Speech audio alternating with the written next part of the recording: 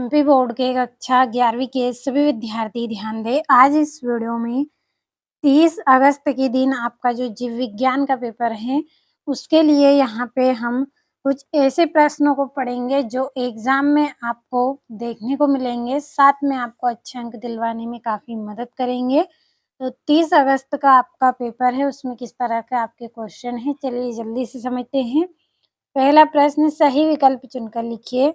पहला है, निम्नलिखित में से सबसे बड़ी कोशिका होती है। तो सबसे बड़ी कोशिका आपकी किसमें रहेगी?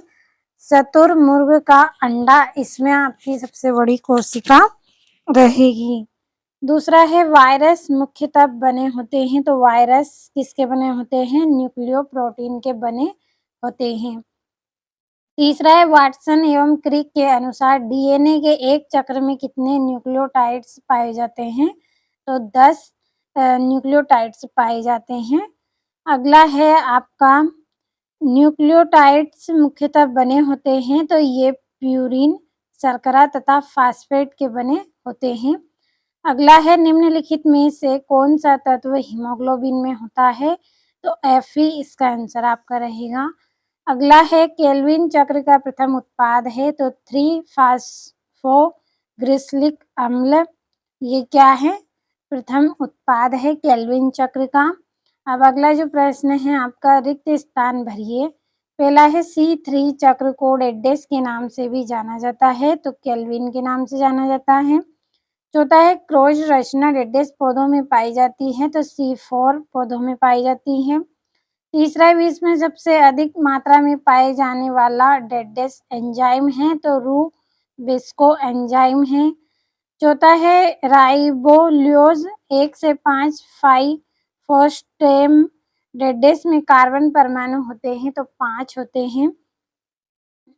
पांचवा प्रश्न, प्रोटीन के श्वसन गुणांक का मान डेडेस है। तो 0.5 से 0.9 और ऑक्सी श्वसन में एक ग्लूकोज के अणु से कुल डेडेस एटीपी ऊर्जा की प्राप्ति होती है। तो 38 एटीपी अणु की प्राप्ति होती है।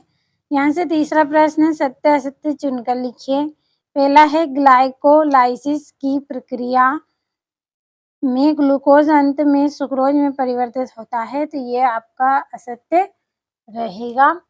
तो सभी प्रश्नों का स्क्रीनशॉट साथ में लेते चलना है। चलिए बढ़ते हैं अगले प्रश्न की ओर। दूसरा है, कार्बोहाइड्रेट के श्वसन गुणांक का मान होता है। तो इसका मान 1 होता है। तो ये आपका सत्य रहेगा। अगला, फेफड़ों की संरचनात्मक एवं क्रियात्मक इकाई तंत्रिका कोशिका है। तो ये आपका असत्य है। अगला है आपका, मछलियों में श्वसन फेफड़ों के द्वारा होता है। तो ये आपका असत्य है, क्योंकि मछलियों में जो श्वसन होता है वो किसके द्वारा होता है? गलफड़ों के द्वारा होता है। गलफड़ों अगर होते हैं तो आपका यह सत्य रहता। पांचवा, कंठ के ऊपर धड़कन नुमा संरचना एपिग्लोटिस कहलाती है। तो ये आपका क्या रहेगा?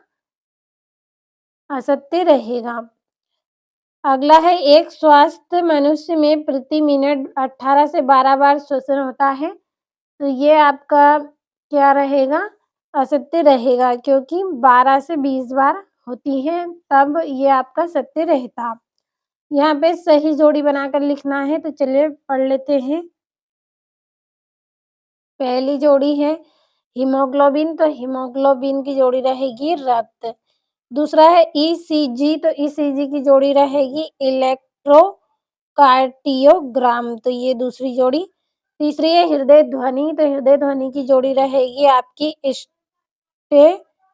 स्टेथोस्कोप, तीसरी जोड़ी। चौथी है रक्त दाब, तो रक्त दाब की जोड़ी आएगी आपकी स्फेग्नोनैनोमीटर, तो ये वाली जोड़ी आपकी क्या है? चौथी जोड़ी है। और पांचवी जो जोड़ी है आपकी वो पेल मेकर रहेगी। तो ये जोड़ियां हो गई। अगला प्रश्न है, एक वाक्य में उत्तर, तो जल्दी से भर लेते हैं। पहला प्रश्न है, प्रत्येक मानव रक्त में लगभग कितने नेफ्रॉन पाए जाते हैं? तो 10 लाख नेफ्रॉन पाए जाते हैं।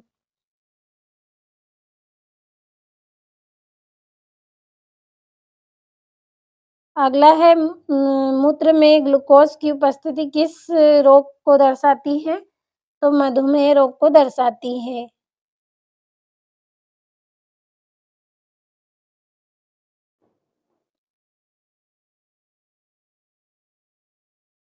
अगला है बोमेन संपुट कहाँ पर उपस्थित होता है? तो नेफ्रॉन के अंत में।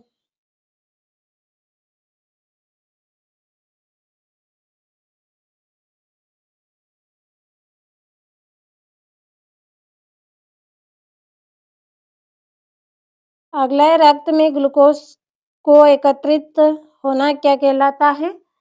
तो हाइपरग्लाइसीमिया कहलाता है। तो यहाँ पर हम लिख लेंगे हाइपरग्लाइसीमिया।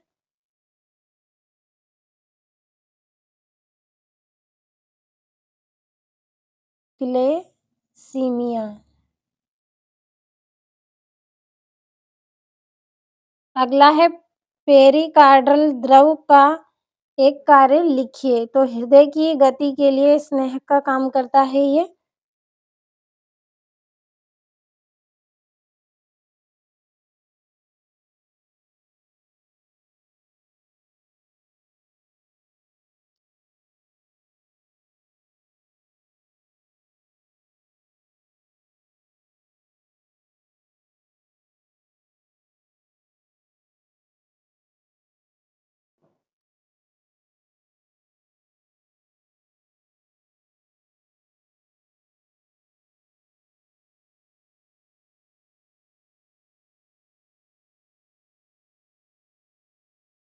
अगला प्रश्न है कोशिका की परिभाषा लिखिए।